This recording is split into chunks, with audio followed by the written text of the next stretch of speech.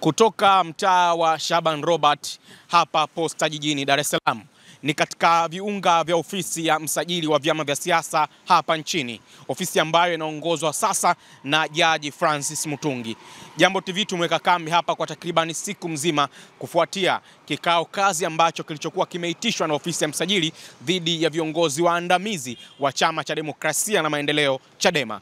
Viongozi hao waandamizi walifika hapa majira ya saa 4 asubuhi wakiongozwa na katibu mkuu wa chama John Mnyika, ambaye ameambatana na wasaidizi wake mbalimbali wakiwemo naibu wa katibu mkuu pamoja na mwanasheria mkuu wa chama hicho Dr. Rugemeleza Mshala. Pamoja na mambo mengine, wito wa msajili wa vyama vya siasa kwa viongozi wa Chama cha Demokrasia na Maendeleo Chadema unafuatia kauli yao ya no reform no election, wakifafanua ya kwamba pasipokuwa na mabadiliko na mageuzi mbalimbali ya kimifumo ya uchaguzi hakutokuwa na uchaguzi. Lakini wameenda mbali zaidi wakieleza ya kwamba watauzuia uchaguzi. Kauli hii inakuja wakati ambao kumekuwa na ukinzani, wakati huu Tume Huru ya Taifa ya Uchaguzi hapa nchini ikiwa imeanzisha rasmi mchakato wa kuhuisha daftari la kudumu la mpiga kura, na kwa wakazi wa Dar es Salaam wakiingia siku ya pili ya zoezi hilo. Pamoja na mambo mengine, baada ya kumalizika kikao hicho, tumezungumza na katibu mkuu wa Chadema John Mnyika, ambaye ametumia fursa yake kuwaeleza wanahabari kile ambacho wamejadili katika ofisi ya msajili wa vyama vya siasa hapa jijini Dar es Salaam hii leo. Pole na hongera kwa kazi kubwa ambayo mmefanya leo, lakini tupe brief, nini hasa ambacho kimejili tangu asubuhi mpaka wakati huu?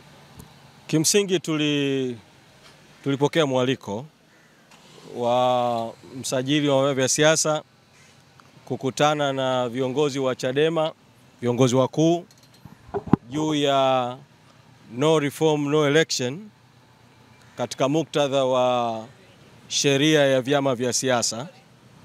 Kwa hiyo tumekutana, tumefanya mazungumzo, tumeieleza ofisi ya msajili wa vyama vya siasa juu ya msimamo wetu wa no reform no election, kwamba bila mabadiliko hakuna uchaguzi.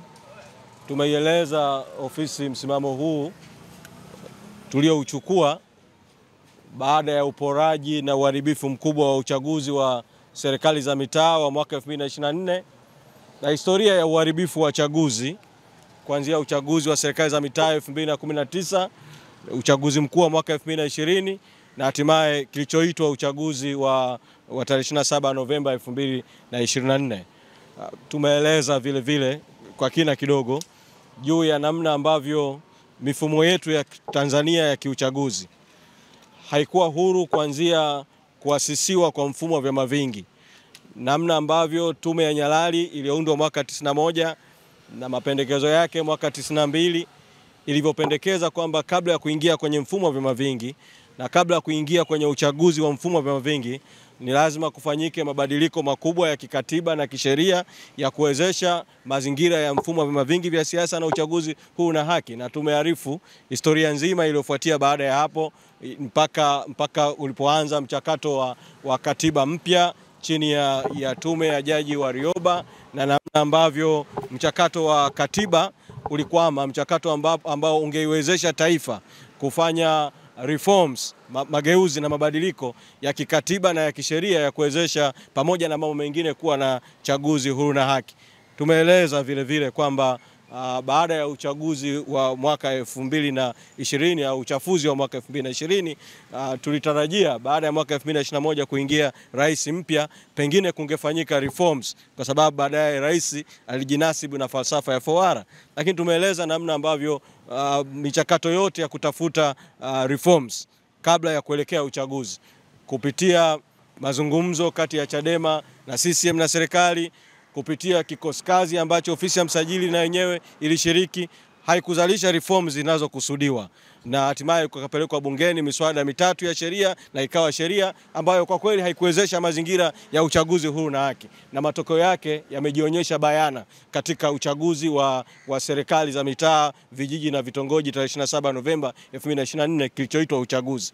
Kwa tumeeleza kwamba kwa mazingira haya yote yaliyojitokeza, tumeeleza ni kwa nini sisi tunasema ni lazima kabla ya uchaguzi wa mwaka 2025 kufanyike mabadiliko au mageuzi ya kisheria, mageuzi ya kikatiba, mageuzi ya kikanuni, mageuzi ya kimifumo, kitaasisi, kiuongozi, ili kuwezesha uchaguzi huru na haki, na kwamba bila mabadiliko au mageuzi hayo, bila reforms, no reforms no election. Bila reforms hakuna uchaguzi. Kwa hiyo tumeeleza bayana msimamo wetu, na wao tumesikia kutoka upande wao kwa kiasi juu ya yale ambayo ama wametueleza au wametuuliza, na tumekubaliana kwamba mazungumzo haya ambayo wametuita leo, kwa sababu bado kuna mambo pengine yanahitaji kuzungumza zaidi na kupata ufahamu na mwelekeo, kutafuta fursa ya wao kukutana tena na sisi. Lakini wakati sisi tukisubiri kukutana nao tena, sisi ratiba zetu za chama zitaendelea kama kawaida. Tutaendelea na jitihada na kazi zote na majukumu yote tunayoyatekeleza kuhakikisha kwamba no reform no election. Na karibuni tutawatangazia ratiba ya ziara ambayo tutaanza mikutano ya hadhara maeneo mbalimbali ya nchi kwenda kuzungumza na Watanzania kuhusiana na hili jambo la no reform no election, lakini pamoja na hili la bila mabadiliko hakuna uchaguzi. Tutakwenda kuzungumza vile vile na Watanzania kuhusu masuala mengine, kuhusu mustakabali wa nchi na mustakabali wa chama. Tutakwenda kuzungumza kuhusu tone, tukiwaomba Watanzania watuchangie kidogo, kila mtu adondoshe tone lake kwa njia ambazo tumekwisha zitangaza kwa umma, kuunga mkono kazi ya Chadema ya kuleta mabadiliko katika taifa letu na ya kuleta haki katika taifa letu. Kwa muda wake mmewasilisha ajenda zenu ninyi, na bila shaka ofisi ya msajili nayo ilikuwa na komenti yake baada ya hili kutokea. Wakati huu ambao tunazungumza, Tume Huru ya Taifa ya Uchaguzi imeanza zoezi la uandikishaji wa wapiga kura, na nyinyi kampeni yenu hii ambayo sasa mnaenda kuisambaza ya no reform no election, ofisi ya msajili imesema nini wakati huu ambao pengine kutakuwa na taarifa kinzani kutoka kwa wananchi? Mifumo ya unasimamia uchaguzi wakileta ajenda zao na nyinyi sasa mnaenda kuleta ajenda zenu. Mimi si msemaji wa ofisi ya msajili, na kwa kuwa mko ofisi ya msajili hapa, ni vizuri muwatafute ofisi ya msajili waweze kusema yale ambayo ni ya upande wao. Lakini ambacho naweza kusema tu cha pamoja ni kuwa tutakutana tena kwa mazungumzo hatua nyingine, wao wakitafakari ya kwetu tulioeleza na sisi tukitafakari ya kwao walioyasema, alafu taona hiyo hatua ya mbele. Lakini wakati hayo yakiendelea, sisi tutaendelea vivyo na kazi zetu kama kawaida za kuwaambia Watanzania na wadau wote, bila mabadiliko hakuna uchaguzi, no reform no election. Kikao cha leo kama nilivyosema, tulipata mwaliko kukutana na msajili, viongozi wakuu wa Chadema kukutana na msajili kuhusu no reform no election. Sisi tukaitika mwito. Tulivyofika kwenye mwito, wakatuuliza hivi mnamaanisha nini kuhusu no reform no election na mambo kama hayo, na tukawaeleza msimamo wetu. Kwa hiyo kimsingi tu ni kwamba tumewaeleza msimamo wetu, na mnajua kwamba, na vizuri wanahabari mkafahamu, kwa mujibu wa sheria ya vyama vya siasa kifungu cha 4 kifungu kidogo cha 5 sehemu G mpaka I, ofisi ya msajili wa vyama vya siasa pamoja na majukumu yake mengine, moja, ina mamlaka ya kuishauri serikali kuhusu masuala yanayohusiana na siasa, demokrasia na vyama vya siasa. Pili, ina mamlaka, ina wajibu wa kuwa uwezeshaji wa mawasiliano kati ya serikali na vyama. Tatu, ina majukumu na mamlaka kutafiti kuhusu masuala yanayohusu demokrasia, kuhusu uchaguzi, masuala yanayohusu vyama vingi.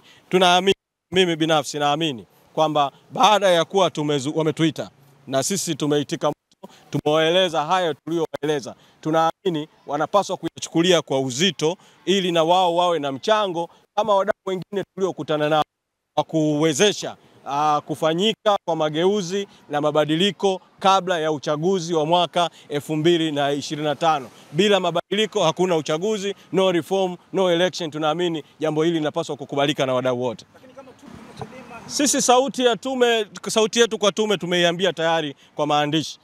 Mwezi Disemba tume walituandikia barua ya kutaka tutoe maoni kuhusu kanuni za uchaguzi wa urais, udiwani na ubunge, kanuni ambazo vile vile zinagusa masuala mengi. Kuna kanuni mahususi ya uandikishaji, lakini masuala hayo vile vile yanatawaliwa na kanuni zote kwa ujumla. Tuliwaambia tume kwa barua kwamba hatuwezi kutoa maoni kuhusu kanuni za uchaguzi bila kwanza kufanyika marekebisho ya kikatiba ya kuwezesha uchaguzi huru na haki, kufanyika kwa marekebisho ya kisheria ya kuwezesha uchaguzi huru na haki, alafu hatua nyingine Kukishaundwa tume huru ya uchaguzi, kukishawekwa taratibu huru za uchaguzi, ndio mambo mengine yafuatie. Kwa hatua hii ni waombe tu vyombo vya habari, badala ya kutuuliza kuhusu tume na yanayoendelea ya uandikishaji, kawaulizeni Tume ya Taifa ya Uchaguzi ni kwa nini toka mwezi Disemba mpaka sasa hawajajibu barua yetu tuliowaandikia ya kutaka reform,